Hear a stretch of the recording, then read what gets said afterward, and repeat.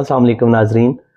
अगर आप पाकिस्तान या इंडिया के रहने वाले हैं तो शायद ही ऐसा मुमकिन है कि आपने कभी अपने किसी बड़े बुजुर्ग से ये ना सुना हो कि गर्म सर्द हो जाने से, यानी कि सख्त गर्मी से अचानक एसी वाले कमरे में आ जाने से या हीटर या आग तपते तपते अचानक बाहर ठंड में निकल जाने से लकवा या चेहरे का फालिज हो जाता है।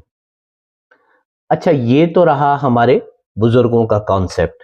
अगर हम बात करें नौजवान नस्ल की, तो उनकी बड़ी अक्सरियत गर्म सर्द होने को लकवा या चेहरे के फालिज के साथ मंसूब करने को एक सरासर बेबुनियाद बात समझती है, और उनके ख्याल में इन दोनों चीज़ों का आपस में कोई लेना देना नहीं।